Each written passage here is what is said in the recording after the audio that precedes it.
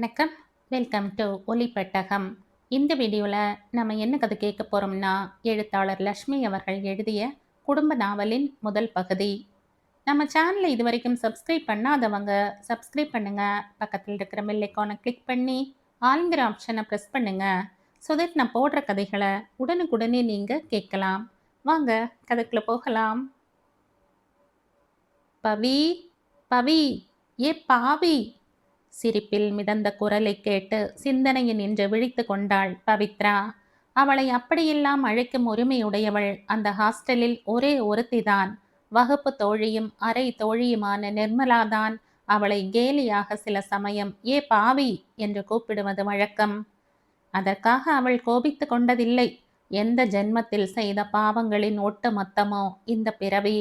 அதனால் தான் அம்மா அவளுக்கு பவித்ரா என்ற பெயரை தேர்ந்தெடுத்து விட்டிருக்காங்களோ? அடிக்கடி தன்னுள் எண்ணி குமைந்ததுண்டு. ஹாஸ்டல் மதில் சுவரை ஒட்டி மிகவும் உயரமாகி வளர்ந்து கிளைகளை பரப்பி கொண்டிருந்த வேப்ப மரத்தடியில் அவள் புல் தரை மீது தன்னந்தனியே உட்கார்ந்திருந்தாள். அவளது பட்ட பரீட்சைகள் இன்னமும் முடிந்த பாடில்லை. பிஎஸ்சிக்கு அவள் எடுத்து கொண்டிருந்த பாடங்களில் அவள் பௌதீக பரீட்சை தாளை மனதில் நிறைவு தரும் வண்ணம் எழுதி முடிக்கவில்லை என்ற குழப்பம். இன்னும் தேர்வு முடிய சில நாட்கள் இருந்தன. அதற்கு பின்னர்தான் அவள் வீட்டுக்கு கிளம்ப வேண்டும். வீடு சென்னையிலேயே இருந்தும் பல காரணங்களை உத்தேசித்து மாமா சந்திரன் அவளை ஹாஸ்டலில் தங்கி படிக்க ஏற்பாடு செய்திருந்தார். புரசைவாக்கம் தேவசுந்தரம் தெருவில் இருந்து அவள் தினசரி பஸ் பிடித்த கல்லூரிக்கு செல்வது அவருக்கு பிடிக்கவில்லை என்றார். அவளுக்கு தெரியும், என்ஜினியரிங் கல்லூரியில் படித்து கொண்டிருந்த தன் மகன் சந்தானத்தின் மேல் இந்த பெண் கண்ணை வைத்துவிடப் போகிறாளே என்ற கவலை மாமாவுக்கு. தன் மகன் வருங்காலத்தை பற்றி மாமிக்கு பலவித எதிர்பார்ப்புகள் இருந்தன. தன் தூரத்து உறவினர் கோயம்புத்தூர் வாசி ஒரு தொழிலதிபரின் ஒரே மகளை கட்டி வைத்து அத்தனை சொத்துக்கும் அதிபதியாக்கிவிட வேண்டும் என்ற திட்டம். அதற்காக அவள் தன் கணவனுக்கு அடித்த வேப்பிலை. இப்போதெல்லாம் டாக்டர்கள் கூட சொல்றாங்க, மாமன் மகள் அத்தை மகன் என்று உறவுக்குள்ளேயே சம்பந்தம் செய்து கொள்வது நல்லதல்ல. ஊனமுற்ற குழந்தைகள் பிறக்க இது ஒரு காரணம் என்கிறாங்க. அதனால நம்ம சந்தானத்துக்கு வேற இடம்தான் பார்க்கணும். மாமி மாலினி கவலைப்பட்டிருக்கவே தேவையில்லை. பவித்ராவுக்கு தன் மாமன் மகன் சந்தான கிருஷ்ணனை கொஞ்சமும் பிடிக்காது. ஏன், அவள் ஆண் வர்க்கத்தையே ஒரு வகையில் வெறுத்தாள் என்றே சொல்ல வேண்டும். சின்னஞ்சிறு வயதில் அவளையும் அவள் தாயையும் அனாதைகளாக விட்டு போய்விட்ட அப்பாவை அவள் விஷமாக எண்ணினாள். சதா சிடு சிடுவென்று எரிந்து விழுந்த தாத்தாவை வெறுத்தாள். கடுமை தெரிந்த முகத்துடன் அவளை உறுத்து பார்த்து எந்த ஒரு சிறு தவறுக்கும் கூச்சல் போட்ட மாமாவை அவளுக்கு கட்டோடு பிடிக்காது.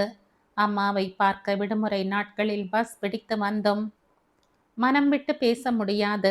மாமி அரை மனதுடன் போட்ட சோற்றை தின்றுவிட்டு நிம்மதியை தேடி மாடிக்கு வந்தால் எதிர் வீட்டு ஜன்னல் வழியே அவளை பார்த்து கண் அடிக்கும் அந்த கயவன் காலிஷ் மாணவனாம், அயோக்கியன்.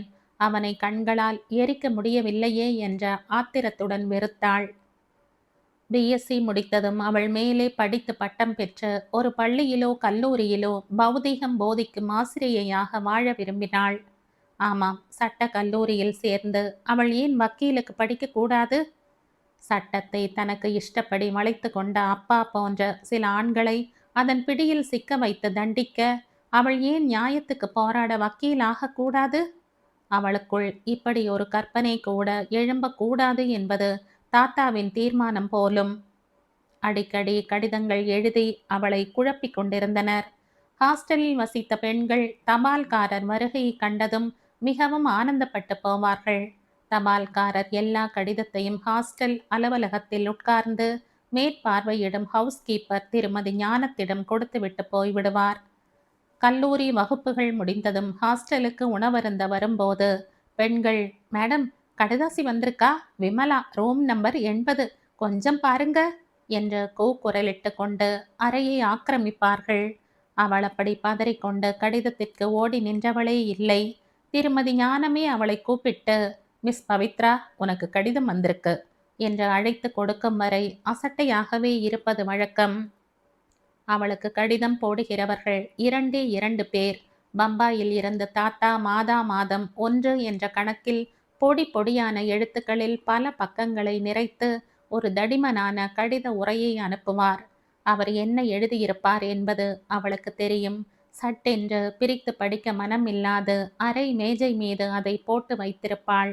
பாடங்களை படித்த பின் மெல்ல கடைசியாக தூங்கும் முன் உரையை கிழித்து அந்த கடிதத்தை படிப்பாள்.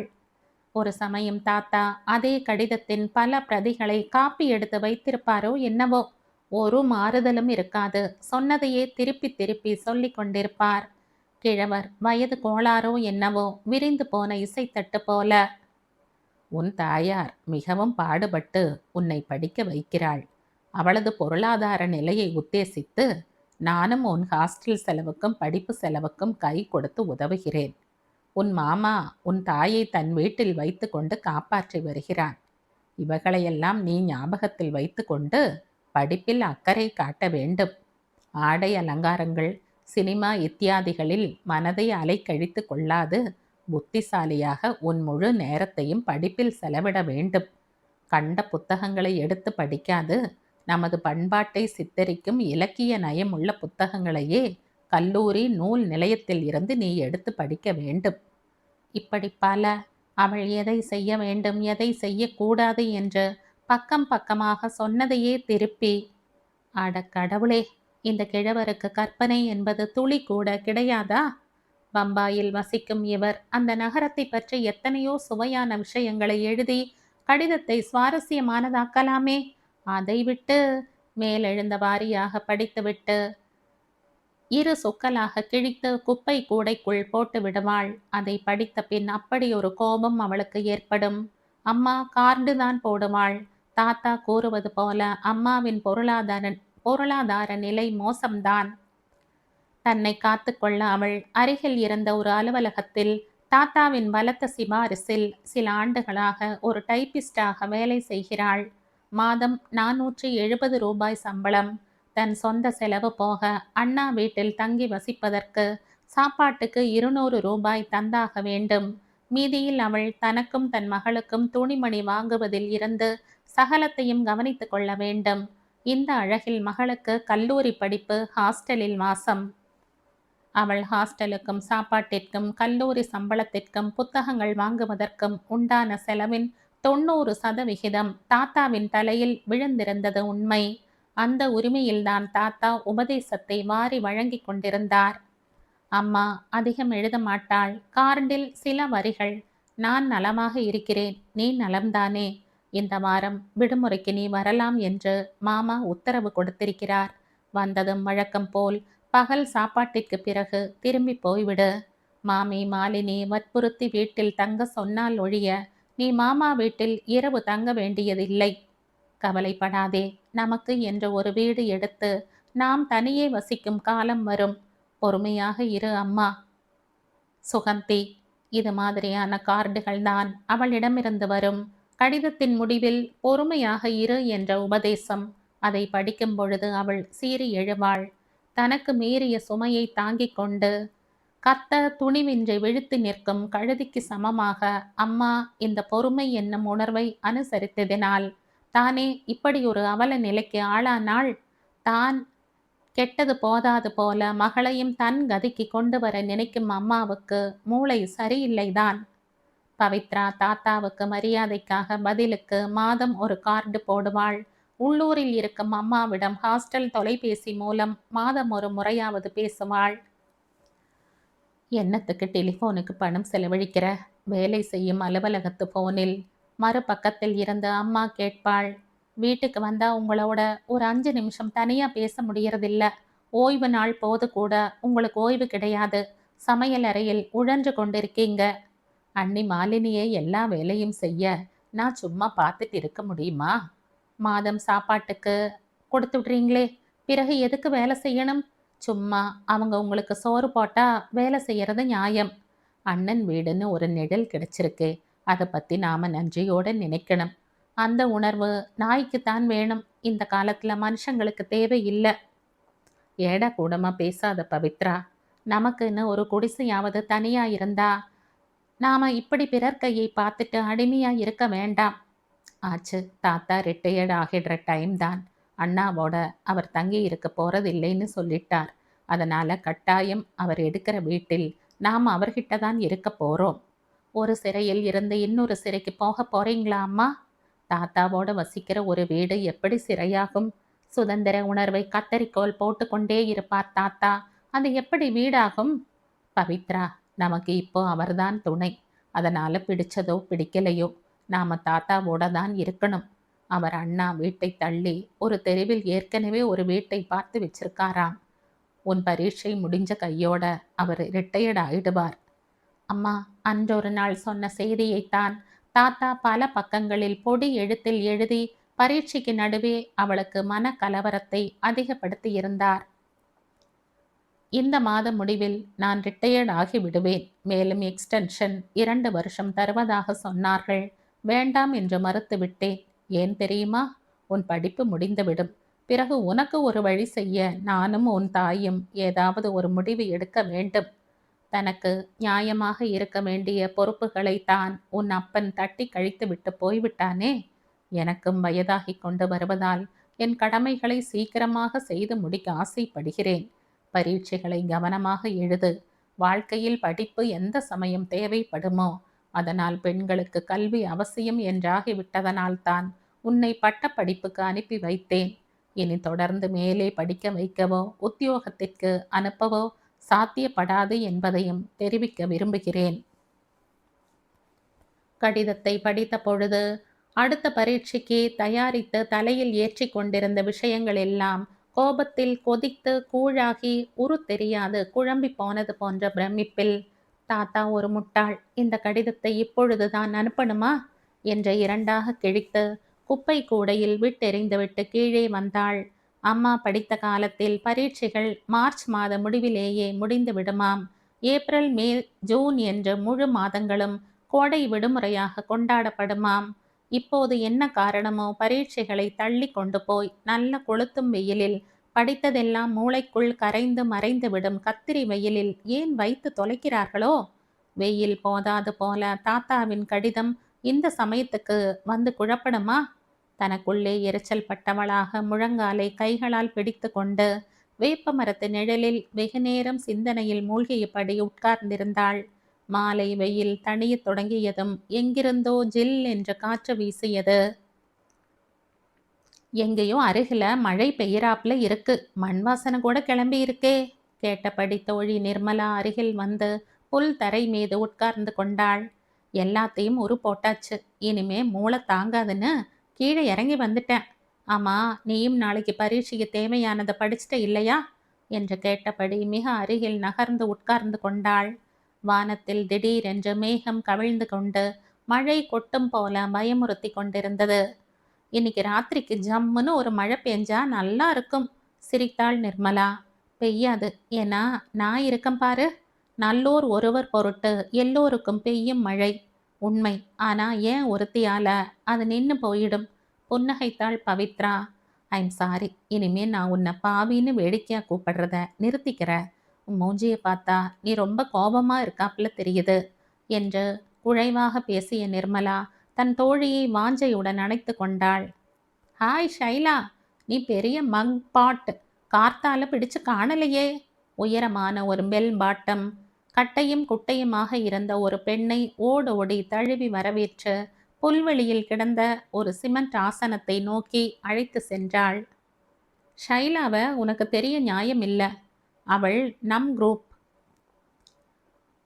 பரீட்சைக்கு மட்டும் படிப்பதற்காக சாவித்திரியின் விருந்தாளியாக வார்டன் 8 அனுமதி வாங்கிட்டு ஹாஸ்டல்ல தங்கி இருக்கா. ரொம்ப வாயரட்டை பேர்வழி. அடையாறுல அவ தங்கி இருக்கிற வீட்டை நீ பார்க்கணும். அசந்து போயிடுவ. அவ அத்தையின் கணவர் ஒரு பெரிய தொழில் அதிபராம். ரொம்ப தலைக்கணம் அவளுக்கு. தினம் ஒரு தினசு புடவையில காலேஜுக்கு கார்ல வந்து இறங்குவா. நன்னா உத்து கவனி. இன்னைக்கு என்னவோ பெல் பாட்டம் போட்டு கொண்டிருக்கா. ஒட்டடை கொம்பு போல அவளுக்கு பொருத்தமாகவே இல்லை. புடவையிலாவது சித்தா அவளை பார்க்க முடிகிறது. என்ன பவித்ரா, நான் பேசிக்கொண்டே போறேன், நீ எங்கேயோ நினைப்பா இருக்கையே. இவளுடைய அத்தை புருஷன் யார் தெரியுமா? 2 வருஷத்துக்கு முன்னால நம் கல்லூரி ஆண்டு விழாவுக்கு தலைமை வகிக்கவும் பரிசு வழங்கவும் வந்திருந்தாரே, அந்த நரேந்திரன் தான். சில்க் ஜிப்பாவும் பட்டுக்கரை வேஷ்டியுமாக மாப்பிள்ளை போல வந்து நின்னாரே, ஒரு செவத்த மனிதன், ஞாபகம் இருக்கா? அவர் போட்டு கொண்டிருந்த சென்ட் கீழே 3வது வரிசையில் உட்கார்ந்திருந்த என் மூக்கை தூக்கிட்டு போயிட்டதுன்னு உங்ககிட்ட கூட சொல்லி சிரிச்சனே, அவரே தான். நெஞ்சை அடைத்த துயரத்தை அப்படியே விழுங்கிக் கொண்டு முறுவலித்தாள் பவித்ரா. அவளுக்கு அவள் தந்தையை பற்றி இப்படி ஒரு அறிமுகம் தேவையா? 2 முறை மேடை ஏறி 2 பரிசுகள் அவள் வாங்கிய போது பற்கள் பளிச்சிட நரேந்திரன் அவளை பார்த்து சிரித்துவிட்டு கங்க்ராட்ஸ் என்றபோது அவளுக்கு வந்த ஆத்திரம், அவர் கொடுத்த அந்த புத்தகத்தை அப்படியே அவர் முகத்தில் அத்தனை பேர் முன்னிலையில் விட்டெறிந்து, மடையா, பெத்த பொண்ண கூட அடையாளம் தெரியலையா உனக்கு? நீ ஒரு தொழில் அதிபர், கொடை வள்ளல், மண்ணாங்கட்டி. அக்னியை சுத்தி வந்து அம்மி மிதித்து அருந்ததி காட்டி மணந்த மனைவியை அம்போன்னு விட்டுட்டு கண்களில் நீர் துளிக்க தாடை இறுக கோபத்தில் கொந்தளித்தபடி பரிசு புத்தகத்துடன் தட்டு தடுமாறி மேடையை விட்டு கீழே இறங்கி வந்து உட்கார்ந்து கொண்டதை அவள் மறக்க முடியுமா? 3 வயதில் பிரிந்துவிட்ட அவள் தந்தையை எப்படி அடையாளம் கண்டு கொண்டாள்? அதுவும் எதேச்சையாக ஒரு நாள் கிடைத்த உண்மை.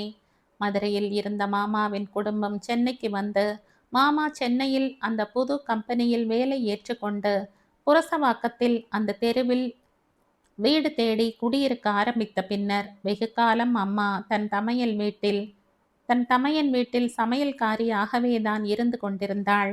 பம்பாயில் இருந்து திடீரென்று வந்த தாத்தாவுக்கு ஏற்பட்ட கவலைதான் அம்மா அத்தனை வயதுக்கு பின்னர் அருகில் இருந்த டைப்பிங் இன்ஸ்டிடியூட்டுக்கு சென்று பயிற்சி பெற வாய்ப்பு ஏற்பட்டது. அவசரமாக எழுந்து குளித்து சமைத்துவிட்டு குழந்தைக்கு சீருடை அணிவித்து கையில் பிடித்து கொண்டு பள்ளிக்கூடத்தில் விட்டுவிட்டு அம்மா டை பயிற்சிக்கு போவாள். தாயும் மகளும் படிக்கிறாங்க, வீடு எக்கேடு கெட்டா என்ன? மாமி மாலினி ஒரு நாள் கூச்சலிட்டது குழந்தையாய் இருந்த அவளுக்கு மறக்க முடியாத ஒரு அதிர்ச்சி. ஆமாம், அம்மாவும் அவளும் ஏன் மாமா வீட்டில் வாழ வேண்டும்? அவளுடைய அப்பா எங்கே? சில குழந்தைகளை பள்ளிக்கூடத்திற்கு அவங்களோட அப்பாக்களே அழைத்து கொண்டு வராங்களே. அவள் அப்பா ஒரு தடவை கூட ஏன் அவள் பிறந்த நாளுக்கு கூட வரவில்லை? ஒரு நாள் இரவு அவள் அம்மாவிடம் ரகசியமாக கேட்டாள். சத்தம் போடாத, உங்க அப்பா வெளிநாட்டில் வேலையா இருக்கார். மாமாவுக்கும் அவருக்கும் சண்டை, அதனால அவர் பேச்சை நீ எடுக்கக்கூடாது. அடக்கிவிட்டாள் அம்மா. ஆனால் நீடித்து அவளால் மகளிடம் பொய் சொல்லி கொண்டிருக்க முடியவில்லை. அவள் 8வது வகுப்பு மாணவியாக இருந்தபோது ஒரு ஞாயிற்றுக்கிழமை வந்த பத்திரிகையில் பள்ளி விழா ஒன்றிற்கு தலைமை தாங்கிய பிரமுகர் பரிசளிக்கும் படம் ஒன்று வந்திருந்தது. பிரபல தொழில் அதிபர் கொடை வள்ளல் திரு நரேந்திரன் என்றெல்லாம் பிரமாதப்படுத்தி எழுதியிருந்ததை படித்த மாமா கோபத்துடன் பத்திரிகையை சுருட்டி மூலையில் அடித்த போது அவள் பயந்து போனாள். மாமி மாலினி கண்களால் ஏதோ ஜாடை செய்ய மேலே என்னென்னவோ பேச வந்த மாமா அடக்கி கொண்டு விட்டார். அன்று மாலை அவளையும் அம்மாவையும் தவிர மாமா மாமி அவர்களின் செல்ல பிள்ளை சந்தானம் மூவரும் ஒரு சினிமா பார்க்க போயிருந்தனர். இரவு சமையலை கவனிக்க அடுப்பருகில் போராடி கொண்டிருந்த அம்மாவின் கண்கள் சிவந்து வீங்கி இருந்ததை கண்டு திடுக்கிட்டு போனாள். அம்மா, மாமா ஏன் அப்படி கத்தினாரு?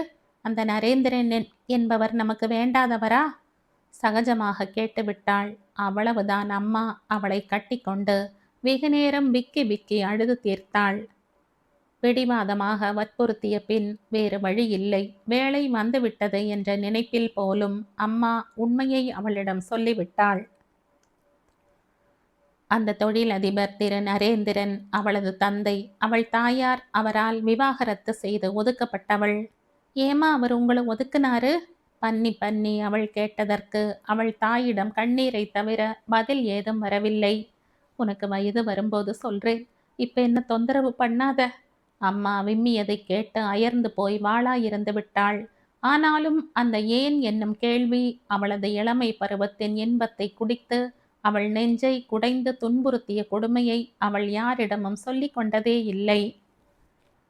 அன்று அவள் யாருக்கும் தெரியாது. அந்த பத்திரிகையை எடுத்து அந்த படத்தை பல முறை பார்த்து மனதில் பதிய வைத்து கொண்டு தன் மனதில் பொங்கி எழுந்த ஆத்திரத்தை அடக்க மாட்டாது கையை மடக்கி படத்தின் முகத்திலேயே பல முறை ஓங்கி குத்தி கிழித்து கசக்கி குப்பை கூடையில் எறிந்தாள். அன்று எழுந்த அந்த ஆத்திரம் அந்த அப்பாவை கல்லூரி பரிசளிப்பு விழாவில் மேடை மீது பார்த்தபோது மீண்டும் ஏற்பட்டது. மறுபடி இப்போது தோழி நிர்மலா அந்த மெல்பாட்டம் ஒட்டடை கொம்பை காட்டிய போது பொங்கி எழுந்தது. ஷைலாவோட அத்தை, அதான் மிஸ்ஸஸ் நரேந்திரனை நான் ஒரு தடவை கோமலா நர்சிங் ஹோம்ல பார்த்துருக்கேன். இங்க பெரியம்மாவுக்கு உடம்பு முடியலைன்னுட்டு அங்க அனுமதிச்சிருந்தாங்க. ஒரு சின்ன ஆப்ரேஷன் செஞ்சாங்க. அப்போ அவங்களுக்கு அடுத்த அறையில ஒரே அமர்க்களம்.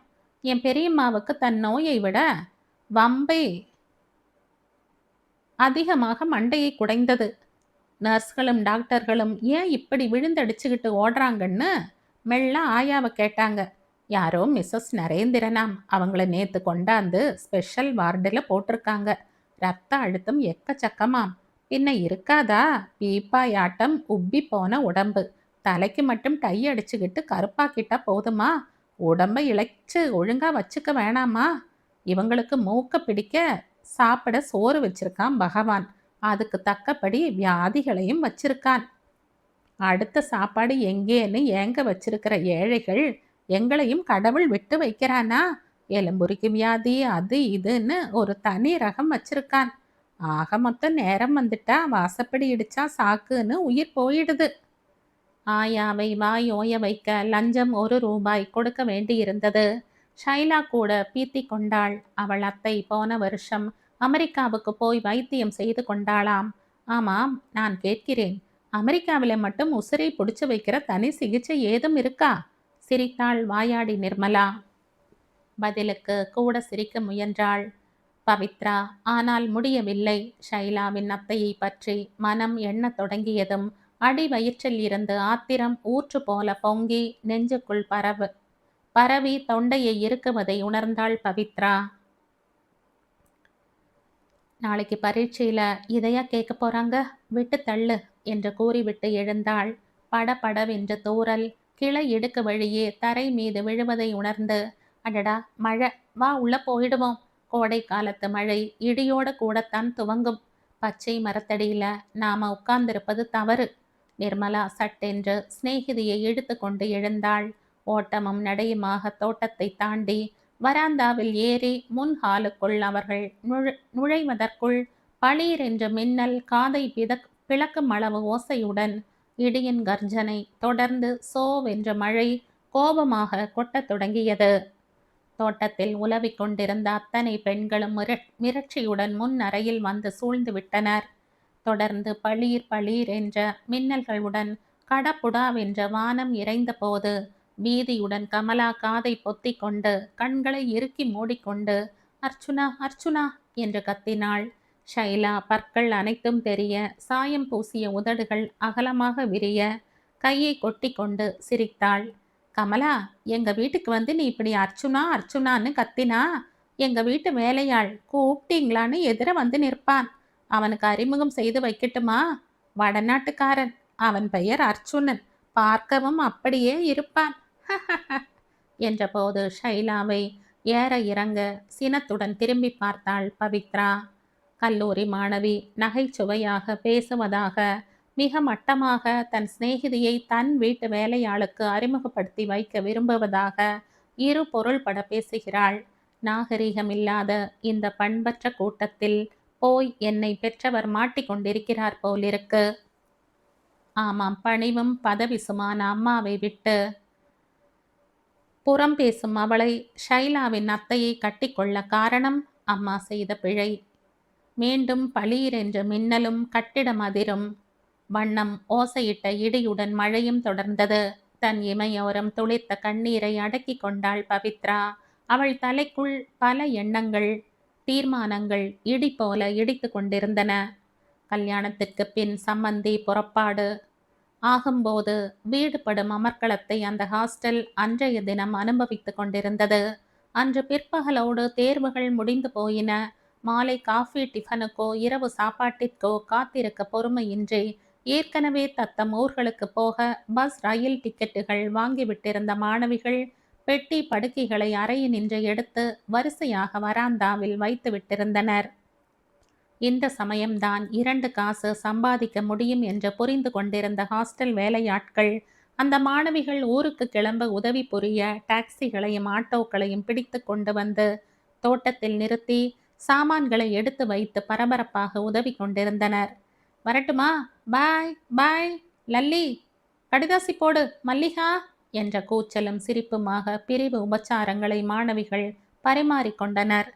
தோட்டத்தினின்று புறப்பட்ட வாகனங்களின் ஒலி காதை கிழித்தது. பவித்ரா தேர்வை முடித்துவிட்டு ஹாஸ்டலுக்குள் நுழைந்ததுமே திருமதி ஞானம் அவளை வராந்தாவில் நின்றபடி வரவேற்று ஒரு கார்டை கையில் கொடுத்தார். அம்மா அவளுக்கு எழுதியிருந்த கடிதம் அது. அடுத்த வார இறுதியில் தாத்தா பம்பாயில் இருந்து வந்து விடுகிறார். அவர் ஏற்கனவே பார்த்து வைத்திருந்த வீடு கைக்கு கிடைத்து விட்டது.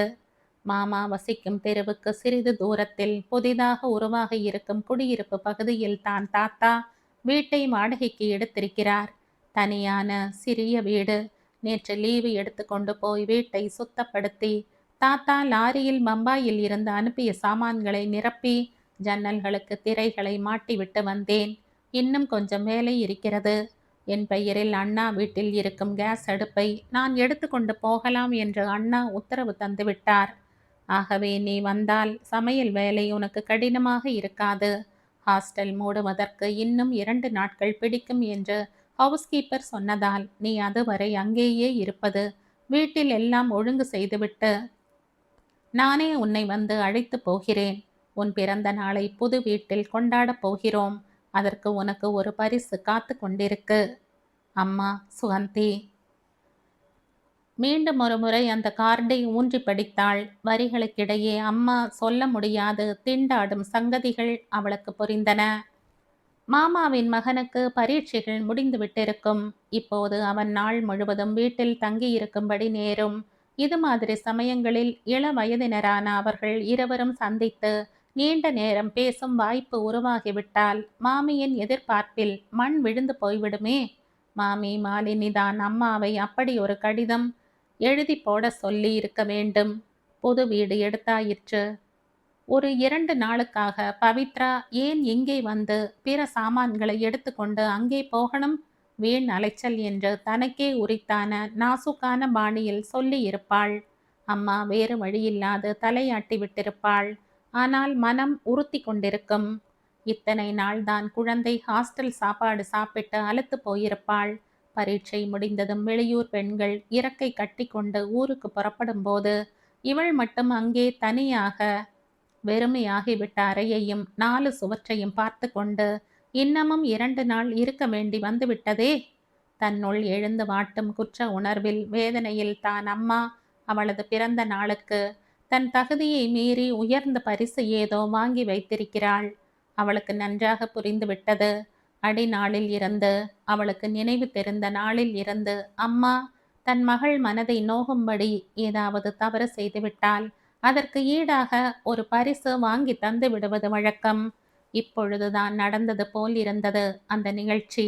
ஆனாலும் நினைவு நின்று அது நீங்கவே இல்லை. அப்போது அவள் 10 வயது நிரம்பாத பள்ளிக்கூடத்து சிறுமி. புத்தக மூட்டையுடன் வீட்டுக்கு ஓடி வந்தவள் அம்மா சமையல் அறையில் வேலையாக இருப்பதைக் கண்டாள். பசி வயிற்றை சுருட்ட ஏதாவது சாப்பிட கேட்க வேண்டும் என்ற ஆவலில் அறையை எட்டி பார்த்தாள். சமையல் மேடை மீது அம்மா தயாரித்து வைத்திருந்த தேங்காய் பூரண கொழுக்கட்டைகள் வாயில் நீர் ஊற செய்தது. அம்மாவை கேளாது சட்டென்ற 2 கையில் எடுத்துக்கொண்டு முன்னறைக்கு வந்து சோஃபாவில் சாய்ந்தபடி கடித்து சுவைத்து தின்று கொண்டிருந்தாள். தோட்டத்தில் இருந்து பூ கூடையுடன் உள்ளே வந்த மாமி மாலினி தேள் கொட்டி விட்டது போல அலறினாள். சுகந்தி, உன் மக செய்திருக்கிற காரியத்தை பாத்தியா? கூச்சலிட்டாள். பதறிக்கொண்டு சமையல் அறையில் இருந்து வந்த அம்மா நடுநடுங்கி போய்விட்டாள். அண்ணனின் மகன் டைபாய்டு காய்ச்சலில் படுத்திருந்தான். செத்து பிழைத்து எழுந்து வந்து விட்டிருந்தான். அதற்காக அந்த வெள்ளிக்கிழமை பூஜை அறையில் உள்ள பிள்ளையாருக்கு கொழுக்கட்டை செய்து நைவேத்தியம் செய்வதாக வேண்டுதலை. அதற்காகவே மாலினி தலை முழுகிவிட்டு பூஜை அறையை மொழுகி கோலமிட்டு பிள்ளையாரை கழுவி துடைத்து தயாராக வைத்து பூ பறிக்க தோட்டத்திற்குள் சென்றிருந்தாள். அம்மா சுகந்தி அவசரமாக கொழுக்கட்டைகளை தயாரித்து விட்டிருந்தாள். பூஜையை கெடுத்து விட்டாளே இந்த பாவி பெண்! அபசகுனம் போல் ஆத்திரத்தில் இறைந்தாள் மாலினி. கோபமும் துக்கமும் தாங்க முடியாத சுகந்தி ஒரே எட்டில் மகளை அணுகி முடியை பிடித்து குலுக்கி கன்னங்கள் சிவக்க ஓங்கி அறைந்த போது ஏற்பட்ட வேதனை இன்னமும் அவளுக்கு நன்றாகவே ஞாபகம் இருந்தது. குழந்தை பசி தாழாது தவறு செய்து விட்டாள் என்று யாரும் அதை ஒதுக்கிவிடவில்லை. வீட்டுக்கு வந்த மாமா அதற்கு மேல் ஒரு படி குதித்தார். அப்படி அறிவுகட்டத்தனமாவா நீ குழந்தைய வளர்ப்ப? பவித்ராவுக்கு 10 வயசு ஆகுது. மாடு போல வளர்ந்து நிற்கிறாளே ஒழிய விவேகம் அறிவு ஏதும் இல்ல. மகளுக்கு கான்வென்ட் படிப்பு மட்டும் கொடுத்தா போதாது, நமது பண்பாட்டையும் தெரிஞ்சுக்க கத்து கொடுத்திருந்திருக்கணும். அந்த அறிவு இருந்தா சாமிக்கு படைக்க வச்ச பொருளை கண்ணால பார்ப்பாளா அவள்? அடுத்தாப்புல சந்தானமும் சின்ன பையன்தானே, அடுக்களை பக்கம் வரானா? எதையாவது கேட்காம தொடரானா? அப்பப்பா, ஈட்டிகள் போல மாமா வார்த்தைகளால் குத்தி குதறினார். அவளுக்கு நினைவு தெரிந்த பின்னர் அம்மா அடித்தது அதுதான் முதல் தடவை, அதுவே கடைசியும் கூட. எனினும் அந்த அடி கன்னத்தில் மட்டும் வேதனையை உண்டாக்கவில்லை, அவளது பிஞ்சு நெஞ்சிலும் ஓங்கி அடித்துவிட்ட ஒரு வலியை உண்டாக்கிவிட்டிருந்தது. அதற்கு பின் அவள் அம்மா சாப்பிட கூப்பிட்டால் ஒழிய சட்டென்ற இலை அருகே வந்து உட்கார மாட்டாள். பள்ளிக்கூடத்திற்கு டிஃபன் கட்டி கொடுக்க அம்மா மறந்து போனால் அவள் பட்டினியாக இருப்பாளே ஒழிய ஞாபகப்படுத்தி வாங்கி கொண்டு போக மாட்டாள். அப்படி அந்த பிஞ்சு மனதில் ஒரு புரட்சி உணர்வு உருவாகிவிட்டிருந்தது. ஆனால் பாவம் சுகந்தி அன்று இரவு மகளை நினைத்து கொண்டு அழுத அழுகை. வலிக்குதாமா கண்ணே, ஆத்திரத்தில் அடிச்சிட்டேன். சாமிக்கு படைக்காம சாப்பிடக்கூடாதுன்னு உனக்கு தெரியாதா? போகட்டும், நாளைக்கு உனக்கு நான் சாக்லேட் வாங்கி தரேன். கெஞ்சி கொஞ்சி சமாதானப்படுத்த முயன்றாள். மறுநாள் அவளது கை செலவிற்கு வைத்திருந்த பணத்தில் ஒரு பெரிய சாக்லேட் கட்டியை வாங்கி தயாராக வைத்திருந்து மகள் பள்ளிக்கூடத்தில் இருந்து வந்ததும் பின்புற தோட்டத்திற்கு அழைத்து சென்று ஒரு செடி மறைவில் அதை உரித்து ரகசியமாக ஊட்டினாள். முதல் நாள் அடித்த அடிக்கு ஈடு செய்ய அந்த லஞ்சம். திடீரென்று கண் இமைகளை நனைத்த கண்ணீர் துளிகளை விரலால் தட்டிவிட்டாள். எப்பொழுதும் கூச்சலும் சிரிப்புமாக கலகலக்கும் ஹாஸ்டலில் சாப்பாட்டிற்கு பின்னர் ஒரு பயங்கர அமைதி நிலவி கிடந்தது. அவர்கள் தங்களது அறைக்குள் முடங்கி கொண்டதும் ஹாஸ்டல் வெறுமையில் மூழ்கி ஹோவென்று அனாதையாகி விட்டிருந்தது. அந்த 2 தினங்கள் நத்தையாக நகர்ந்தன. அம்மா சுகந்தி கார்டில் குறிப்பிட்டிருந்தபடி அவளை அழைத்து போக டாக்ஸியுடன் வந்தாள். ஒரு சிறு பெட்டி, ஒரு படுக்கை, இதுதான் அவளது சாமான்கள். அதை தானே வந்து டாக்ஸியில் வைத்தாள். ஹாஸ்டலுக்கு உண்டான தொகையை கட்டிவிட்டு ஹவுஸ் கீப்பருக்கு நன்றி தெரிவித்துவிட்டு அம்மா கிளம்பினாள். விரைவில் எல்லோரிடமும் விடை பெற்றுக்கொண்டு பவித்ராவும் கிளம்பினாள். டாக்ஸி விரைந்து சாலைகளை தாண்டி சிறிது தூரத்தில் புதிதாக உருவாகிவிட்டிருந்த ஒரு குடியிருப்பு பகுதிக்குள் நுழைந்தது. காமேசன் காலனி என்ற பெயர் பலகையை தனக்குள் படித்து கொண்டாள். விரல் விட்டு எண்ணி விடலாம் போல் அந்த பகுதிக்குள் 10 வீடுகள். நெருப்பு பெட்டியை அடுக்கி வைத்த நெருக்கத்தில் அடுத்தடுத்து கட்டப்பட்ட சிறு வீடுகளாக தெரிந்தன. மாமாவின் வீடு அந்த காலத்தை சேர்ந்தது. போர்ட்டிகோ, வராந்தா, ஹால், அறைகள் என்று தாராளமாக கட்டப்பட்டதொரு பழங்காலத்து பங்களா. அத்துடன் ஒப்பிட்ட பொழுது வீட்டின் நெருக்கம் மூச்சு முட்டும் உணர்வை அவளுக்கு தந்தது. டாக்ஸிக்கு அம்மா பணம் கொடுத்து முடிப்பதற்குள் அவள் பெட்டி படுக்கையை தூக்கி கொண்டு கேட்டை திறந்து முன்பக்கம் இருந்த சிறிய தோட்டத்தை தாண்டி வராந்தாவில் அவைகளை வைத்தாள். அம்மா பூட்டை திறந்து கதவை அகல திறந்தாள். முன்னறை, அதற்கடுத்து ஒரு சிறு நடை, இரு பக்கமும் 2 சிறு அறைகள், பின்னர் சமையலறை, குளியல் அறை என்று மிகவும் கச்சிதமாக அடக்கமாக கட்டப்பட்ட வீடு. எல்லாம் பெட்டி போன்று சிறிய அளவில் இருந்தன. பின் கதவை திறந்து எட்டி பார்த்தாள். ஒரு கம்பி தடுப்புடன் பாதுகாக்கப்பட்ட வராந்தா. அதில் கல்லுரல் அம்மி, அதற்கடுத்து கை அகல பூமியில் ஒரு கிணறு, வேப்பமரம், 2 தென்னை மரங்கள், சில பூச்செடிகள். இடுப்பளவே இருந்த சுற்று சுவருக்கு அப்பால் அடுத்த வீட்டின் பின்புறமும் உற்று பார்த்தால் அவர்களது சமையல் அறையின் தெரியும். இந்த அறையை நாம் இருவரும் உபயோகிப்போம், இது தாத்தாவுடையது என்று அம்மா சொன்னது போல் வீடு இன்னும் சிறியதாக நெஞ்சை நசுக்குவது போல் உணர்ந்தாள். அம்மாவும் அவளும் மட்டும் என்றால் அவள் அந்த வீட்டை நாளடைவில் ஒரு பெரிய பங்களாவாக எண்ணி வாழ பழகி கொண்டு விடுவாள். எதிர் அறையில் வந்து குடியேறப் போகும் தாத்தாவை எண்ணிய மாத்திரம் அவளுக்கு வீட்டின் கூரை தலையை அமுக்குவது போன்ற இறுக்க உணர்வு ஏற்பட்டது. இந்த வீடு நமது வருங்காலம் எல்லாம் தாத்தாவின் ஏற்பாடு. நாம் தொடர்ந்து வேலைக்கு போகப் போகிறேன்.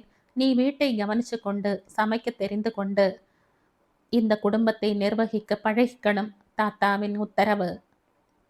உனக்கு நன்றாக சமைக்கவும் குடும்பத்தை திறமையாக நிர்வகிக்கவும் கற்றுக் கொடுக்க வேண்டியது என் பொறுப்பு என்று தாத்தா எழுதியிருக்கிறார். அதனால் சில நாட்கள் தொடர்ந்து லீவு எடுத்துக்கொண்டு உனக்கு இதுகளில் பயிற்சி தரப்போகிறேன் என்று முறுவலித்தாள்.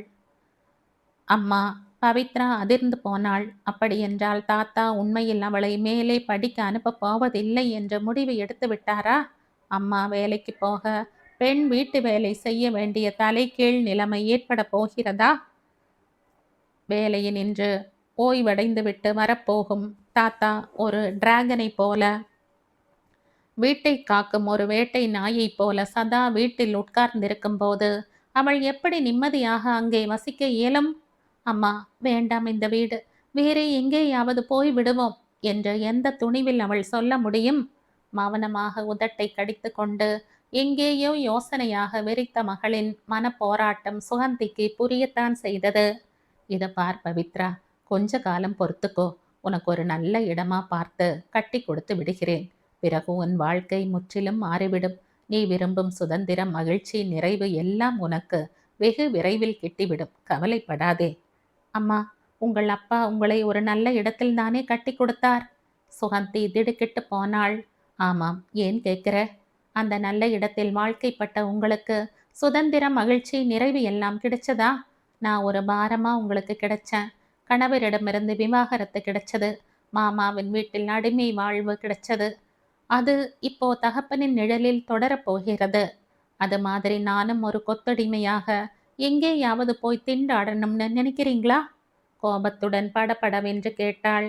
வேற என்ன பண்ணணும்னு நீ நினைச்சு கொண்டிருக்க? அதையாவது வெளிப்படையா உன் தாத்தாவிடம் சொல்லிவிடு. ஆனா ஒண்ணு மட்டும் உறுதி, அவர் உன்னை மேலே படிக்க வைக்க மாட்டார். இதுவரை செலவழிச்சதே ரொம்ப அதிகம். அதுக்கே அவர் 1000 முணுமுணுக்கிறார். பவித்ரா, என்கிட்ட நீ கோவிச்சு கொள்வதிலே அர்த்தம் இல்லை. நல்லா தீர யோசிச்சு பார். எனக்கு பிறகு நீ தனியா இந்த உலகத்தில் யாரை நம்பிக்கொண்டு வாழ? விவாகரத்து பெற்ற பிறகு நீங்க எதை நம்பிக்கொண்டு இந்த உலகத்தை தேடி வந்தீங்க? எனக்கு ஒரு தந்தை உயிரோடு இன்னமும் இருக்கிறார். அண்ணன் ஒருவர் இருக்கிறார். இவர் தயவை நாடி ஏதோ நான் படித்த படிப்பின் உதவியையும் உடல் உழைப்பையும் நம்பித்தான் வந்தேன். ஓரளவு என் நம்பிக்கை பாழாகலை. ஆனா உன் நிலைமை வேறு. உனக்கு அண்ணன், தம்பி என்ற நெருங்கிய உறவினர் யாரும் கிடையாது. தாத்தாவுக்கு வயதாகி விட்டது. அவர் போன பின் நான் மட்டும் 100 ஆண்டு காலம் வாழ்ந்து கொண்டு உனக்கு துணையாக இருக்க போவதில்லை. அதனால் தான் தாத்தா உனக்கு ஒரு நல்ல இடத்தில். முடிக்காத மகளை உற்று பார்த்தாள். உனக்கு ஒரு தந்தை என்ற உறவினன் இல்லை என்று அம்மா சொல்லாது விட்ட சங்கதி அவள் மனதை உறுத்தியது. கண் இமைகளை நீர் சுட்டது. அவள் அம்மா சுகந்தி மட்டும் எல்லோரையும் போல தன் கணவனுடன் வாழ்ந்து கொண்டிருக்கும் தகுதி உடையவளாக இருந்திருந்தால், என் அப்பா இருக்கிறார், என் அப்பா எனக்கு செய்வார் என்று அவள் எத்தனை பெருமையாக தலையை நிமிர்த்தி கொண்டு வாழ்க்கையை துணிவுடன் எதிர்நோக்க முடியும்? அவளது வருங்காலம் ஒரே இருளாக, சூன்யமாக, பயங்கரமாக இருக்கிறதே. குளியலறை எங்க இருக்குமா? திடீரென்று பேச்சை மாற்றினாள். பெட்டியை திறந்து சோப்பும் துவாலையும் எடுத்துக்கொண்டு அம்மா காட்டிய பின் பக்கத்து அறையை நோக்கி விரைந்து உள்ளே சென்று அதனை தாளிட்டு கொண்டாள். அப்பா என்ற வார்த்தை அவள் மனதில் எழுப்பிய ஆத்திரம் மண்டையை இறுக்கி சுக்கல் துகளாக்கிவிடும் போல தலை கொதித்தது. மேலே தொங்கிய ஷவரை திருப்பிவிட்டு மழை போல கொட்டிய பச்சை தண்ணீரின் அடியில் கூந்தலை பிரித்து போட்டு கொண்டு தரை மேல் உட்கார்ந்தாள். சில் என்று மண்டை மீது தண்ணீர் வெகு நேரம் கொட்டினால்தான் மூளை குளிரும் போன்ற பிரம்மையில் அவள் வெகு நேரம் குளித்து கொண்டிருந்தாள். தனது வருங்காலத்தை பற்றி எண்ணி நாள் முழுவதும் சஞ்சலத்தில் உழல்வதை விட ஓயாது ஒழியாதபடி வீட்டு வேலைகளை செய்து கொண்டிருந்தால் நாட்கள் நரக வேதனையுடன் நகராது என்பதை புரிந்து கொண்டு விட்டாள் பவித்ரா. அவர்களது பொருளாதார நிலைக்கு வேலைக்காரர்கள் வைத்து கொள்ள கட்டுப்படியாகாத காரியம். எனவே காலையில் எழுந்து இரவு படுக்கும் வரை பவித்ரா நிற்க நேரமில்லாது பம்பரமாக வீட்டு வேலைகளில் முழு மனதுடன் ஈடுபட்டாள். அவளையும் அறியாது அவள் மனம் லேசாகி போனது. வேலை செய்வதிலும் ஒரு தனி மகிழ்ச்சியும் உற்சாகமும் ஏற்படுவதை உணர்ந்து கொண்டாள். ஒரு வீட்டை அழகாக பொறுப்புடன் நிர்வகிப்பது ஒரு தனி கலை என்பதை புரிந்து கொண்டதும் அவளுக்கு வேலை பாரமாகவே தென்படவில்லை. மேலும் ஓயாது வெளியிலும் வீட்டிலும் உழைத்து வரப்போகும் தாய்க்கு அவள் இந்த சமயமாவது உதவி செய்ய வேண்டும் என்ற ஆத்திரம். லீவு எடுத்துக்கொண்டு மகளுக்கு வீட்டு வேலையில் பயிற்சி கொடுக்க முயன்ற சுகந்திக்கு ஒரே ஆச்சரியம். மீன் குட்டிக்கு நீந்த கற்றுக் கொடுக்க வேண்டுமா என்பது போல ஒரு சில நாட்களில் பவித்ரா எத்தனை ஒரு பொறுப்பான குடும்ப தலைவியாக மாறிப்போனாள். தாயாருக்கு முன் விடியும் முன் எழுந்து குளித்து வேறு உடை உடுத்தி கொண்டு சுகந்தி பூஜைக்காக ஒதுக்கி வைத்திருக்கும் அலமாரியில் இருந்த சிறு வெண்கல அகல் விளக்குகளை ஏற்றி வைத்துவிட்டு தெய்வ படங்கள் இரண்டிற்கும் தோட்டத்தில் இருந்து செம்பருத்தி பூக்களை பறித்து வந்து ஊதுவத்தி ஏற்றி வைத்துவிட்டு சமையல் அறைக்குள் புகுந்து அம்மா எழுந்து பல் விளக்கிவிட்டு வரும் முன் காஃபியை கலந்து கொண்டு வந்து உபசரிப்பாள். சுகந்தி குளித்துவிட்டு மாற்றுடை அணிந்து கடவுள் படத்தின் முன் நின்று ஒரு சில நொடிகள் தியானிக்கும் முன் சேர்ந்து சாப்பிட காஃபி பலகாரம் தயாராக இருக்கும். அம்மா பாத்திரங்களை கழுவக்கூட உதவி செய்து முடிப்பதற்குள் பகல் உணவை தயாரிக்க குக்கரை அடுப்பில் ஏற்றி விடுவாள் மகள். இரவு வேளைகளில் அம்மாவின் அருகில் கட்டிலின் ஓரத்தில் நோட்டு புத்தகமும் பேனாவுமாக வந்து உட்காருவாள். அம்மா, புடலங்காய் பொரிச்ச கூட்டு எப்படி செய்யறது? பாகற்காய் பிட்டலைக்கு என்னென்ன சாமான்கள் தேவை? ஏமா வெஜிடபிள் கட்லெட் இப்படியா செய்யறது என்ற விபரம் கேட்டு எழுதி கொள்வாள். அத்தோடு மட்டுமா வீட்டுக்காரன் முன் பக்கத்து தோட்டத்தில் நட்டு வைத்திருந்த செடி கொடிகளுக்கு தினமும் நீர் ஊற்றி நர்சரியில் இருந்து அம்மா வாங்கி வந்த எருவை போட்டு குழந்தைகளைப் போல கவனித்துக் கொள்வாள். தாத்தா ஜெகதீசன் அந்த மாத கடைசியில் வர முடியாது. பல காரணங்களால் தாமதமாகிவிட்டது. பம்பாயில் இருந்து அவர் முடிவில் 2 மாதங்களுக்கு பின்னர் ஒரு நாள் டாக்ஸியில் வந்து இறங்கிய போது தனக்காக தாயும் மகளும் தயாரித்து வைத்திருந்த அந்த ரெடிமேடு வீட்டை பார்த்து மலைத்து போனார். நான் வேலைக்கு போகிட்டு இருக்கேன், பவித்ரா தான் வீட்டை கவனிச்சுக்கிறா என்றபடி காஃபி டம்ளரை பணிவுடன் தன் முன் கொண்டு வந்து மகள் வைத்த போது கிழவர் நம்ப முடியாது சுற்றுமுற்றும் பார்த்தார். சுகந்தி வேலைக்கு கிளம்பியதும் வாயில் வராந்தாவில் சாய்வான நாற்காலியில் உட்கார்ந்து கொண்டு பத்திரிகைகளை மேலெழுந்த வாரியாக படித்தவரின் பார்வை இடையிடையே தோட்டத்தில் படிந்தது. சுவரோரமாக தலையை அசைத்த போதெல்லாம் இலை தெரியாது சிவந்த பூக்களுடன் சிரித்தது. கேட் அருகே சம்பங்கி கொடியில் சின்ன சின்ன கிண்டி மணிகளைப் போல் பூங்கொத்துகள் மஞ்சளாக சிங்காரமாக தெரிந்தது. இடதுபுறம் முழுவதிலும் வீட்டு ரோஜா செழிப்பாக வளர்ந்து வண்ண வண்ண நிறத்தில் பூத்து குலுங்கியது. வராந்தா தூணை தழுவியபடி மேலே படர்ந்து விட்டிருந்த நித்திய மல்லி பூங்கொத்து முட்டவிழ்த்து கொண்டு கம் என்ற வாசனை பரப்பி கொண்டிருந்தது. மெல்ல எழுந்து வீட்டை சுற்றிலும் பார்த்தார். வீடு துப்புரவாக பெருக்கி சுத்தமாக்கப்பட்டிருந்தது. பெரிய அலுவலகத்தில் முக்கிய நிர்வாகியாக பொறுப்பேற்று பல ஆண்டுகள் பணிபுரிந்தவர். அவர் கண்களில் குற்றம் சட்டென்று பட்டு விடுவது வழக்கம். அலுவலகத்தில் தமது அறையில் போய் உட்காரும் முன் மேஜை மீது கையை வைத்து விரலால் தடவி பார்ப்பது அவரது வழக்கங்களில் ஒன்று. கையில் தூசி கரவென்று பட்டுவிட்டால் அன்று அலுவலக பையனுக்கு நல்ல மண்டகப்படி நடந்துவிடும். மேஜையை சுத்தமா துடைக்கணும்னு எத்தனை வாட்டி சொல்றது? மராத்தியில் இறைந்து அதட்டுவார். பையன் அவரது பார்வையின் உஷ்ணத்தில் ஆடி போய் விடுவான். முன்னரையை அவர் வாங்கி அனுப்பியிருந்த சோஃபா நாற்காலிகளும் காஃபி மேஜையும் காஷ்மீர கம்பளியும் அலங்கரித்து கொண்டிருந்தது. சைடு டேபிள் மீது சுகந்தி வாங்கியிருந்த திருச்சூர் குத்து விளக்குகள் பிராசோவில் பளபளத்து கொண்டிருக்க அவைகள் இடையே ஒரு கண்ணாடி பெட்டிக்குள் தந்தத்தில் செய்த கிருஷ்ணன் ஊஞ்சலாடி கொண்டிருந்தார். கண்ணாடி பெட்டி மீது விரலை ஓட்டி தொட்டு பார்த்தார். காஃபி மேசையை தடவினார். மருந்துக்கு கூட ஒரு சிறு துளி தூசி அவரது விரலில் ஒட்டவில்லை. பரவாயில்லை, அடிக்கடி அவளுக்கு அவர் கடிதம் மூலம் தந்த அறிவுரைகள் பயன் தந்துள்ளன. பேத்தி பவித்ரா உண்மையாகவே தன் பொறுப்பை உணர்ந்து வீட்டை கவனிக்க தெரிந்து கொண்டிருக்கிறாள் என்றவரை அவருக்கு திருப்தி ஏற்பட்டது.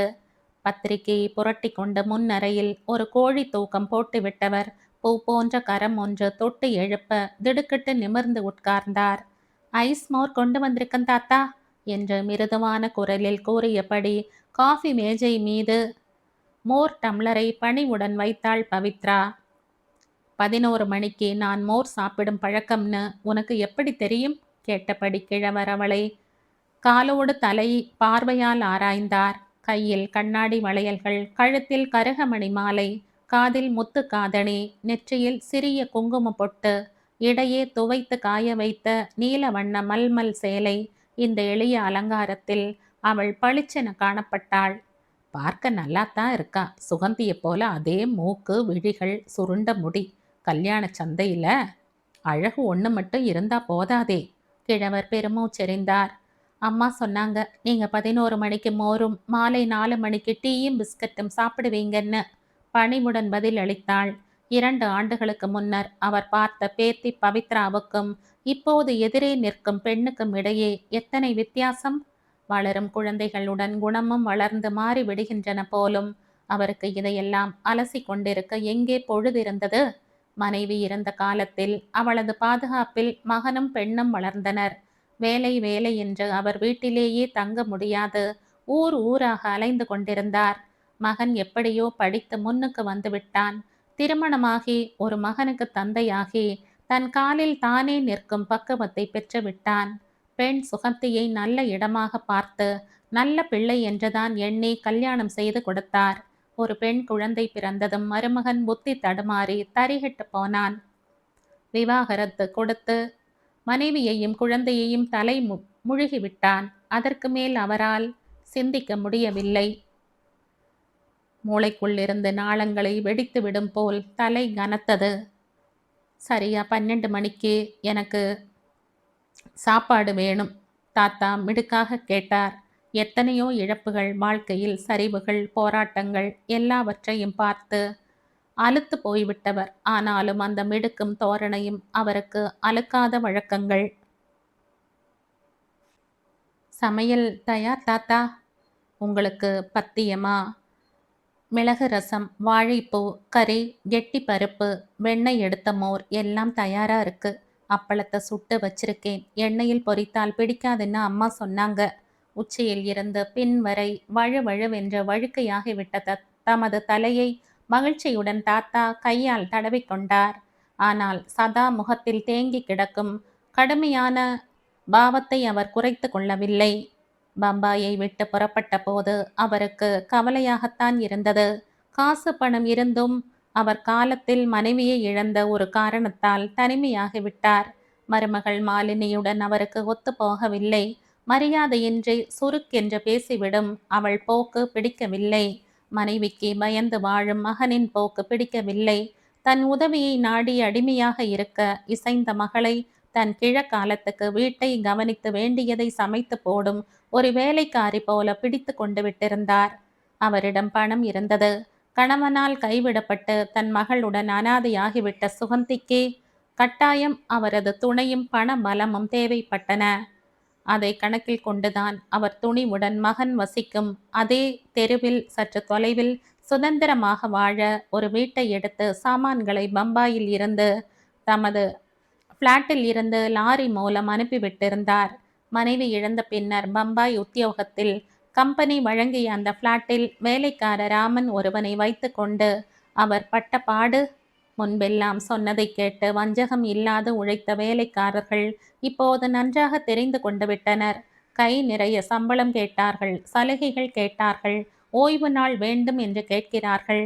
அவருக்கு அமைந்த வேலையாள் படு பொல்லாதவனாக இருந்தான். சமையலில் கை பாகம் குறைவு. ஆனால் அவன் பொருள்களை ஆள்வதில் கை நீளம் உடையவனாக இருந்தான். அவரது டிரான்சிஸ்டர், ரேடியோ, பார்க்கர் பேனா, வாட்ச் என்று சாமான்கள் திடீர் திடீர் என்று மறைந்தன. பகலில் சமைத்த சாம்பாரில் தண்ணீரை ஊற்றி இரவு ரசம் என்று கூசாமல் கொண்டு வந்து பரிமாறினான். தன்னந்தனியாக வேலையாள் ஒருவனின் உதவியை நம்பி வேலையை தொடர்ந்து வகிக்க முடியாது என்பதை உணர்ந்து கொண்டுதான் அவருக்கு தமக்கு எக்ஸ்டென்ஷன் வேண்டாம் என்று மறுத்துவிட்டு ஓய்வு பெற்றுக்கொண்டு ஊரை பார்க்க ஓடி வந்திருந்தார். ஆனால் உள்ளூர பயம் இருந்தது. வெடுக் வெடுக் என்று பேசி கோபத்தில் வெடித்த பவித்ராவுடன் வாழ்க்கை எப்படி இருக்குமோ என்றொரு கலவரம் இருக்கத்தான் இருந்தது.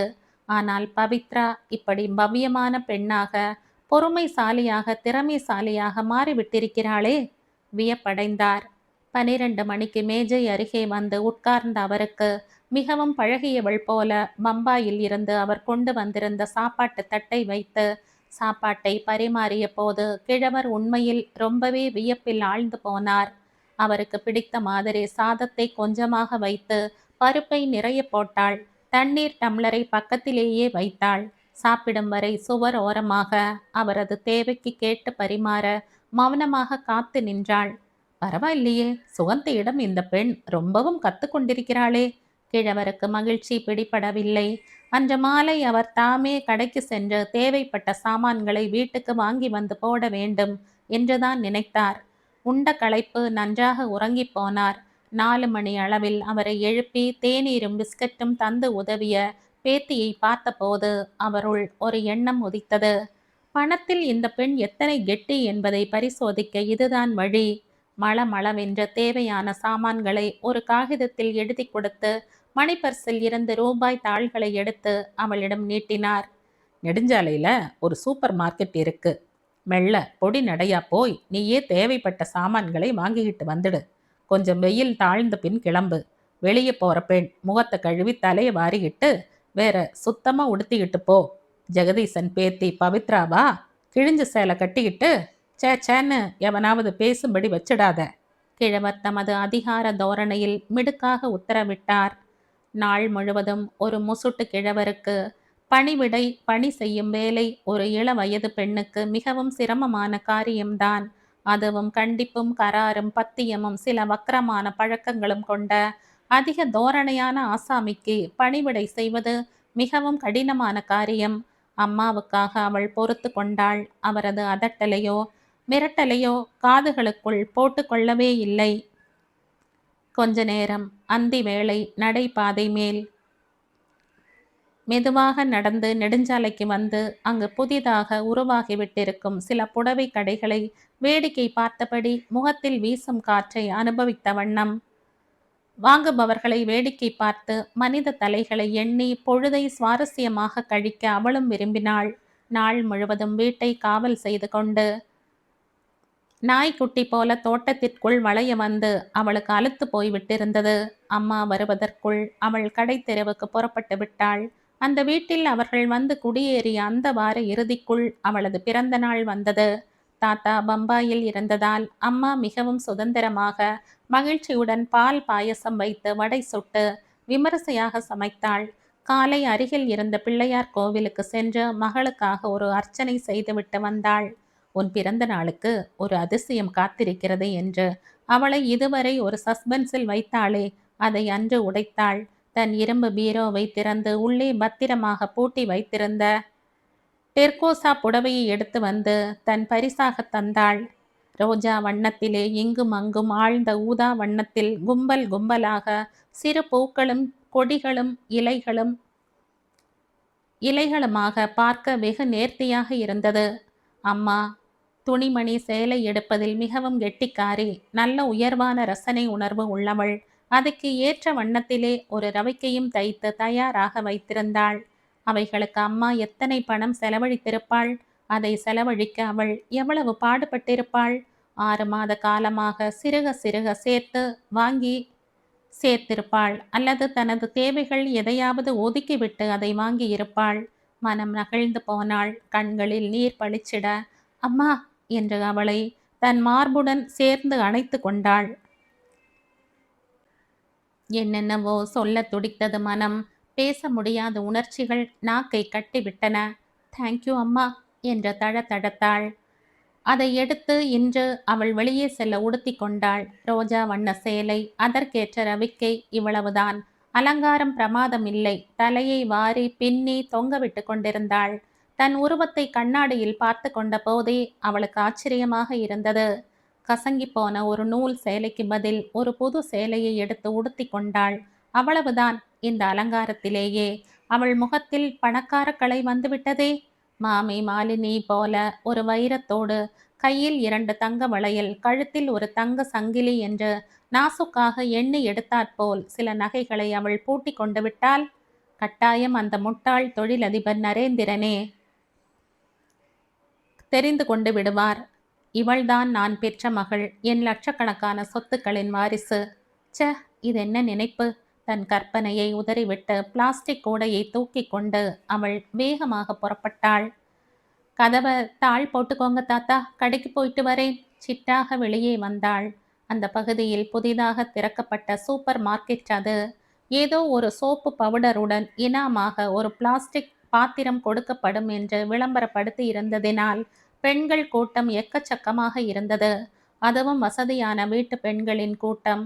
காரும் ஸ்கூட்டர்களும் மனிதர்கள் ஏக காலத்தில் பேசும் சத்தமும் கலந்து ஒரு சந்தை கடை போல ஒரே இரைச்சல் மயமாக இருந்த கடைக்குள் நுழைய அவள் திரும்பிய போது படகு போன்றதொரு கார் பாதையோரத்தில் ஓசைப்படாது வந்து நிற்பதைக் கண்டு பதறிப்போய் சற்று ஒதுங்கி கொண்டாள். வெள்ளை ஜிப்பாவும் பட்டுக்கரை வேட்டியுமாக கார் ஓட்டியின் ஆசனத்தில் இருந்து இறங்கிய மனிதனை உற்று பார்த்தவளுக்கு மின் விசை அடித்தது போன்றதொரு பலத்த அதிர்ச்சி. நறுக்கு மீசைகள் மீதும் காதோர கிருதாக்களின் கிராப்பு முடி மீதும் நரை வெள்ளி கம்பிகளாக இழையோட முன்னை விட சற்று வருத்தவனாக காணப்பட்ட தொழிலதிபர் நரேந்திரன் தன் மனைவியை காரில் இருந்து மெல்ல இறக்கிவிட்டார். பின் ஆசன கதவை திறந்து கொண்டு அந்த ஒட்டடை கொம்பு ஷைலா, இதோ வர அத்தை, சித்த நில்லுங்கோ, நான் கைப்பிடிச்சு உள்ள அழைச்சு போறேன், கிரீச் என்று கோவிக்கொண்டு ஓடி வந்தாள். காஞ்சிபுர பட்டு சேலையை தன் பூத உடல் மீது சுற்றி கொண்டு மூச்சு விட திணறியபடி குதிராக அசைந்த அந்த கைகளை கைப்பிடித்து ஷைலா அழைத்து கொண்டு டாக்டர் நஞ்சுண்டன் எம்டி என்ற பெயர் பலகை தெரிந்த ஒரு கட்டிடத்திற்குள் போவதைக் கண்டாள். காரை உரிய இடத்திலே நிறுத்திவிட்டு இறங்கிய பல ஆண்டுகளுக்கு பின் தன் நண்பரை பல ஆண்டுகளுக்கு பின் மறுபடி இப்படி பார்க்க நேரிட்ட போது காரை உரிய இடத்திலே நிறுத்திவிட்டு இறங்கிய தன் தந்தையை பல ஆண்டுகளுக்கு பின் மறுபடி இப்படி திடீரென்று பார்க்க நேரிட்ட போது பவித்ரா உணர்ச்சி கொந்தளிப்பில் ஆடி போய்விட்டாள். தனது கருப்பு மூக்கு கண்ணாடியை சரி செய்து கொண்டு நரேந்திரன் தன் மனைவியை தொடர்ந்து அந்த டாக்டரின் கிளினிக்குள் செல்லும் வரை நின்று கவனித்த பவித்ராவுக்கு துக்கம் நெஞ்சை அடைத்தது. கல் தூண் போல் பெற்ற மகள் எதிரே நிற்பதை கூட அடையாளம் கண்டு கொள்ள முடியாது. ஒரு மனிதன் இருக்க முடியுமானால் அவன் மனித பிறவியே இல்லை, மிருகம். இவைகளுக்குத்தான் பெற்ற குட்டிகளை பின்னர் அடையாளம் கண்டுகொள்ள இயல்வதில்லை. சூப்பர் மார்க்கெட்டின் உள்ளே குழல் விளக்குகள் பளிச்சென்று எரிந்தன. ஆனாலும் அவளுக்கு ஒரே இருட்டாக தென்பட்டது. மெல்ல நடந்து சென்று தனது பிளாஸ்டிக் கூடையை முன்பக்கம் கொடுத்து ஒரு டோக்கன் வாங்கி கொண்டு கூடையில் அடுக்கி வைக்கப்பட்டிருந்த ஒரு பிளாஸ்டிக் கூடையை எடுத்துக்கொண்டு உட்புறம் பல பகுதிகளையும் சுற்றி பார்த்தபடி வந்தாள். சாமான்களை வாங்கி முடித்து கொண்டு வேகமாக திரும்பிய போது டொக்கென்று எதிரே வந்தவன் மேல் மோதிக்கொள்ள கையில் இருந்த பிளாஸ்டிக் கூடை தவறி கீழே விழ சாமான்கள் சில அது நின்று விழுந்து தரையில் சிதற கோபத்துடன் நிமிர்ந்தாள். சாரி மேடம், பார்க்கல, மன்னிச்சுக்கோங்க சொல்லிக்கொண்டே கீழே குனிந்து வினாடியில் சாரி மேடம், பார்க்கல, மன்னிச்சுக்கோங்கோ சொல்லிக்கொண்டே கீழே குனிந்து வினாடியில் எல்லாவற்றையும் பொறுக்கி கூடையில் போட்டு அவளிடம் எடுத்து கொடுத்தான் ஒரு இளைஞன். முகமெல்லாம் சிவந்து கண்களில் கனிவு மிதக்க வெரி சாரி என்று மறுபடியும் முணுமுணுத்த அவனை எரித்து விடுகிறவள் போல அவள் வெறித்தாள். பார்த்து நடக்கிறது, வேணுமுன்னு இடிச்சிட்டு மன்னிப்பு கேட்கிறானாம் மடையன், படுவா ராஸ்கல். மெய்யாக மனம் நினைத்திட அவனை மீண்டும் ஒரு முறை வெறித்தாள். பரவாயில்ல, இனிமேயாவது கொஞ்சம் பார்த்து நடங்கோ. மேலும் செவையில் என்றாகிவிட்ட அவன் முகத்தை அசட்டையாக பார்த்து உரிமிவிட்டு வெளிவந்தாள். அப்பா நரேந்திரனின் காரை பார்த்ததும் தன்மேல் இடித்த அந்த இளைஞன் மேல் நெருப்பாக ஆத்திரம் பொங்கிக் கொண்டு வந்தது. இத்தனை ஆண்டுகளுக்கு பின் அவள் தன் தந்தையை சிறிய அன்னையுடன் கண்டதை பற்றியோ, அவள் மேல் ஒரு இளைஞன் சூப்பர் மார்க்கெட்டில் இடித்து சாமான்களை சிதற வைத்து வாரி கொடுத்து உதவியதை பற்றியோ அவள் வீட்டில் மூச்சு விடவில்லை. தாத்தா கேட்டால் உடனடியாக கத்துவார். ஜாம் பாட்டில் உடைஞ்சு போச்சான்னு பாத்தியா? ஒழுங்கா சாமான் வாங்கி வர ஒரு பொண்ணுக்கு துப்பில்லையே. மார்க்கெட்ல கூட்டம் இருக்கும், பார்த்து தான் உள்ள நடக்கணும் என்று அதட்டி தொலைப்பார். அப்பாவை பற்றி சொன்னாலோ அம்மாவுக்கு கையும் காலும் ஓடாது. விவாகரத்து செய்து ஒதுக்கிவிட்ட போதிலும் அவளுக்கு இன்னமும் அந்த கணவன் மீது கருணை பக்தி. அவள் ஒரு 10ஆம் பசலி. கடை அருகே அப்பாவை சந்தித்ததை பற்றி சொல்லவே கூடாது என்று அவள் இருந்து விட்டாள். ஆனால் அந்த நினைவுகளை சட்டென்று மனதில் இருந்து அவளால் ஒதுக்க முடியவில்லை. இத்தனை பெரிய பெண்ணுக்கு தாயாக இருந்தும் இன்னமும் ஒரு முடி கூட நரைக்காது, முகத்திலே ஒரு சுருக்கம் கூட விழாது, ஒடிசலாக உயரமாக இளமை அழியாது, அவளது தமக்கை போல அழகாகவே இருக்கும் இந்த அம்மாவை ஒதுக்கிவிட்டு அந்த பூதத்தின் பின் அப்பா ஓடியதன் காரணம்? அம்மாவின் குணத்திலும் ஒரு கேடு கிடையாதே. ரொம்ப பயந்த சுபாவம், படித்திருந்தாலும் அதை வெளியே காட்டிக்கொள்ள தெரியாத ஒரு சாது. பாட்டு கூட இனிமையாக பாடுவாளே. ஒரு காலத்தில் வீணை நன்றாக வாசிப்பாளாம். கண்ணை துற கணவனை துறந்த பின் வீணையையும் துறந்துவிட்ட கற்புக்கரசி. எதற்காக இந்த அம்மாவையும் என்னையும் அப்பா உதறிவிட்டு பீப்பாயுடன் புறப்பட்டு போய்விட்டார்? இந்த பிரிவு எப்படி ஏற்பட்டது என்று அம்மா கட்டாயம் இவளிடம் அந்த ரகசியத்தை சொல்லி ஆகணும். அதை பற்றி அவள் அம்மாவிடம் கேட்டு தெரிந்து கொள்ள வேண்டியது அவசியம், ரொம்ப அவசியம். இந்த கதையின் தொடர்ச்சியை அடுத்த பதிவில் கேட்கலாம்.